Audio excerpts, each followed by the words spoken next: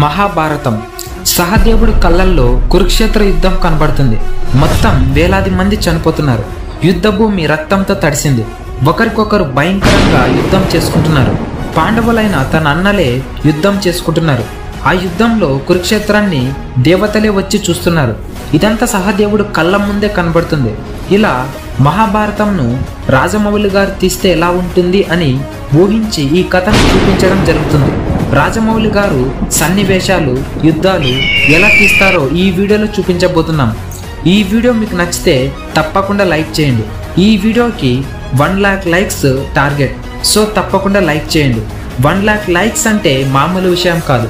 So మీరు తప్పకుండా like చేస్తేనే 1 lakh లైక్స్కి రీచ్ అవుతుంది. సో తప్పకుండా లైక్ చేయండి. ఇక లేట్ చేయకుండా వీడియోలోకి వెళ్ళిపోదాం. హస్తినాపురం రాజ్యంలో భీష్ముడు పరశురామ దగ్గర యుద్ధ విద్యలు నేర్చుకొని చాలా శక్తివంతుడిగా మారి ఉంటాడు. అంతేకాదు, భీష్ముడికి ఉన్న వరం తాను ఎప్పుడైతే చనిపోతానో అనుకుంటాడో అప్పుడే చనిపోతాడు. ఒకరోజు భీష్ముడు ఒక రాజ్యంలో యుద్ధం చేసి అమ్మాయిలను ఎత్తుకొని వస్తాడు. 2 అమ్మాయిలను భీష్ముడి యొక్క తమ్ముళ్ళు పెళ్లి చేసుకుంటారు. ఇంకొక అమ్మాయి భీష్ముడిని పెళ్లి చేసుకుంటాను అంటుంది. దానికి భీష్ముడు ఒప్పుకోడు. ఎందుకంటే భీష్ముడు ఆ జన్మకి బ్రహ్మచారిగా ఉంటానని తన తండ్రికి మాట ఇచ్చి ఉంటాడు. అందుకే ఆమెతో భీష్ముడు నేను పెళ్లి చేసుకోను అని అంటాడు. అప్పుడు ఆమె భీష్ముడికి గురువైన పరశురాముడి దగ్గరికి వెళ్ళి చెబుతుంది. అప్పుడు భీష్ముడితో పరశురాముడు ఇలా అంటాడు, భీష్మ, ఆ అమ్మాయిని నువ్వు పెళ్లి చేసుకో, లేదంటే నాతో యుద్ధమైన చెయ్యి అని అంటాడు. భీష్ముడు యుద్ధం చేయడానికి ఒప్పుకుంటాడు.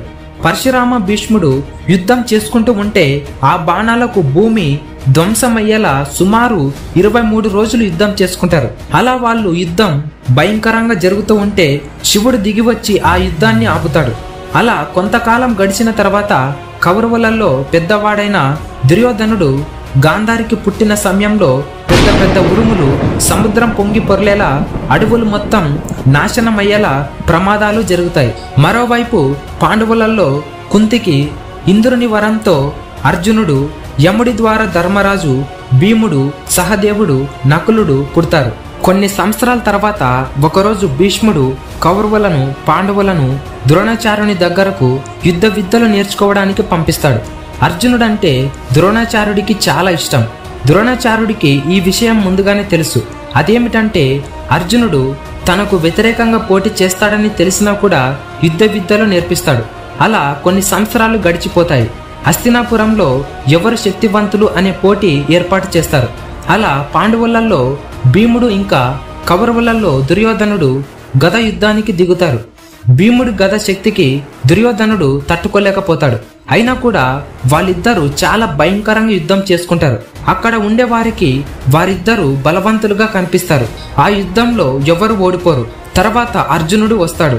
ఒక్కసారిగా ఆకాశంలోకి బాణం వేస్తాడు. హస్తినాపురం రాజ్యం మొత్తం పూలతో కనిపిస్తుంది. దానికంటే ఎక్కువగా ప్రకాశవంతంగా కనిపించేలా కర్ణుడు బాణం వేస్తాడు.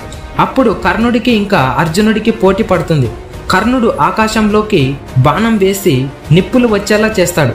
దీనికి అర్జునుడు బాణం వేసి వర్షం పడేలా చేస్తాడు. అలా వాళ్ళిద్దరి మధ్య భయంకరంగా యుద్ధం కొనసాగుతుంది. ఆఖరికి ఎవ్వరూ ఓడిపోరు. కానీ కర్ణుడిని అప్పుడు హస్తినాపురంలో ఉన్న ప్రజలు అవమానిస్తారు. కర్ణుడి తల్లి అయిన కుంతిదేవి కూడా వాళ్ళ మాటలకు ఏడుస్తుంది. ఆ మాటలకు కర్ణుడు కళ్ళల్లో నీళ్లు తిరుగుతాయి. అలా కర్ణుడు అక్కడ నుంచి వెళ్ళిపోతూ ఉండంగా దుర్యోధనుడు కర్ణుడిని పిలిచి తన రాజ్యంలో సగభాగాన్ని కర్ణుడికి ఇచ్చి రాజుని చేస్తాడు.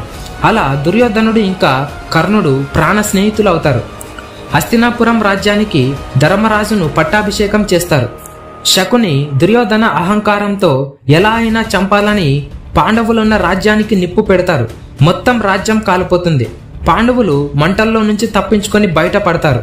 దుర్యోధన మాయ అని తెలుసుకున్న పాండవులు బ్రాహ్మణుల్లాగా వేషం వేసుకొని అడవుల్లోకి వెళ్తారు. అలా కొన్ని రోజుల తర్వాత కృష్ణుడి మాయ ద్వారా స్వయంవరంకి వచ్చి అర్జునుడి విల్లుని ఛేదించి ద్రౌపదిని పెళ్లి చేసుకుంటాడు. కానీ స్వయంవరంలో జరిగిన కర్ణుడి అవమానం శకుని, దుర్యోధన తట్టుకోలేకపోతారు. ఎలా అయినా పాండవులను నాశనం చెయ్యాలి అని శకుని పథకం వేస్తాడు. అదే మాయసభ. మాయసభకు పాండవులు వస్తారు. ధర్మరాజు శకుని ఆట మొదలవుతుంది. శకుని చేతిలో ఉన్న పాచికలు తన తండ్రి ఎముకలతో తయారు చేసినవి. ధర్మరాజు మొదటిసారి, రెండవసారి గెలుస్తాడు. తర్వాత శకుని మాయ మొదలు పెడతాడు. ధర్మరాజు తన రాజ్యం మొదట కోల్పోతాడు. రెండవసారి శకుని పథకం ద్వారా పాండవులను కోల్పోతాడు. ధర్మరాజు ఆఖరికి ద్రౌపదిని ఉంచుతాడు. శకుని మాయ ద్వారా ధర్మరాజు ఓడిపోతాడు. అలా ద్రౌపదికి జరిగిన వస్త్రాభరణంలో మొత్తం పాండవుల కళ్ళల్లో నీళ్లు వచ్చేలా చేశాయి. పాండవులు యుద్ధాన్ని కోరుకుంటారు. దానికి కౌరవులు కూడా ఒప్పుకుంటారు. యుద్ధం మొదలవుతుంది. అర్జునుడికి రథసారథిగా శ్రీకృష్ణుడు ఉంటాడు. అర్జునుడు శ్రీకృష్ణుడితో ఇలా అంటాడు, నేను యుద్ధం చేయలేను, నా కుటుంబీకులతో ఎలా యుద్ధం చేయాలి అని అంటాడు.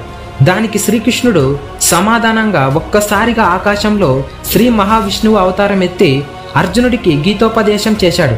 దానికి ఒక్కసారిగా అర్జునుడు యుద్ధాన్ని మొదలు పెడతాడు. అర్జునుడు బాణం వేస్తే ఆకాశంలో వేల సంఖ్యలో బాణాలు కౌరవులకు తగులుతాయి. అలా భయంకరంగా భీష్ముడితో అర్జునుడు యుద్ధం చేస్తాడు. ఒక్కసారిగా ఆకాశం మొత్తం ధ్వంసమయ్యి భూమి చీలిపోయి వందలాది మంది సైన్యం భూమిలోకి పోతారు. భీష్ముడు తన బాణాలతో మంటలను రప్పిస్తాడు. సైన్యం మొత్తం మంటల్లో కాలిపోతూ ఉంటారు. అర్జునుడు దానికి వర్షం వచ్చేలా అస్త్రాన్ని ప్రయోగిస్తాడు. అలా భయంకరమైన యుద్ధం చేస్తూ ఉంటారు. శ్రీకృష్ణుడు తట్టుకోలేక భీష్ముడిని చంపడానికి రథచక్రం ఎత్తుతాడు. అప్పుడు అర్జునుడు శ్రీకృష్ణుడిని ఆపుతాడు. భీష్ముడి సైన్యం పాము ఆకారంలోకి మారుతారు. అర్జునుడి సైన్యం గ్రద్ద ఆకారంలోకి మారి సైన్యాన్ని మొత్తం లోపలికి తీసుకొని యుద్ధం చేస్తారు. అర్జునుడి దాడికి భీష్ముడు చనిపోతాడు. అర్జునుడు బాణాలను నిర్మించి దాని మీద భీష్ముడి శవంను ఉంచుతాడు. అప్పుడు చీకటి అవుతుంది. ఆ రోజు రాత్రి శకుని పథకం వేసి పద్మ వ్యూహంను పాటిస్తారు. పాండవులలో ఎవరికి దాని గురించి తెలియదు. అభిమన్యుడికి లోపలికి పోవడం తప్ప బయటికి రావడం తెలియదు. అయినా అభిమన్యుడు పద్మ వ్యూహంను చీల్చుకుంటూ వస్తాడు. అభిమన్యుడి దాడికి సైన్యం నాశనం అవుతూ ఉంటుంది.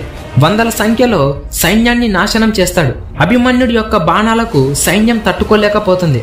కర్ణుడు అభిమన్యుడి యొక్క ధనుసును బాణంతో విరిచివేస్తాడు. అయినా అభిమన్యుడు అలాగే యుద్ధం చేస్తాడు. రథం కూలిపోతుంది. చక్రంతో సైన్యాన్ని నాశనం చేస్తూ ఉంటాడు. దొరికిన దాన్ని ఆయుధంగా మార్చుకుంటూ అలా పద్మవ్యూహంలో వేలాది మందిని చంపుతాడు. ఆఖరికి ఆ మాయ పద్మవ్యూహంలో అభిమన్యుడు మరణిస్తాడు. అభిమన్యుడు మరణించాడని అర్జునుడికి తెలుస్తుంది. అర్జునుడి కళ్ళు ఎర్రగా మారిపోతాయి. యుద్ధంలో అర్జునుడు భీకరంగా పోరాటం చేస్తాడు. వేల సంఖ్యలో బాణాలను వేస్తాడు. స్వయంగా పరమశివుడే వచ్చి యుద్ధం చేస్తాడు. అర్జునుడి దాడికి యుద్ధ భూమి మొత్తం శవాలతో నిండిపోతుంది. అలా సూర్యాస్తమయం అవుతుంది. కర్ణుడి దగ్గరికి కుంతి వస్తుంది. కుంతి కర్ణుడిని రేపు జరగబోయే యుద్ధంలో నా కొడుకులను చంపనని నాకు మాట ఇవ్వు అంటుంది. కర్ణుడు తట్టుకోలేక అడిగిన మాటను ఇస్తాడు. అలాగే ఇంద్రుడు కర్ణుడి దగ్గర ఉన్న కవచ కుండలాలను తీసుకొని వెళ్తాడు. దుర్యోధనుడు కర్ణుడితో ఇలా అంటాడు, నువ్వు చేసే యుద్ధం మరోలా ఉండాలి కర్ణ అని అంటాడు. అప్పుడు కర్ణుడు చరిత్రలో నిలిచిపోయేలా తన స్నేహితుడి తరపున యుద్ధం చేస్తాడు. నీకు మాట ఇస్తున్నా అంటాడు. కర్ణుడు యుద్ధంలోకి వస్తాడు. గుర్రాల శబ్దంతో రథం గాల్లో ఎగురుతూ అర్జునుడి మీదకు బాణాలు వదులుతాడు. కర్ణుడు వేసే బాణాలకు భూమి ధ్వంసం అవుతుంది. ధృతరాష్ట్రుడిని కర్ణుడు చంపుతాడు. కర్ణుడు సూర్యుని తేజస్సుతో భయంకరంగా యుద్ధం చేస్తుంటాడు. కర్ణుడి బాణాలకు ఎదురు నిలవకుండా సైన్యం అంతమవుతుంది. అర్జునుడి వేసిన నాగస్త్రంకు కర్ణుడి రక్తం 10 అడుగుల దూరం వెళ్తుంది.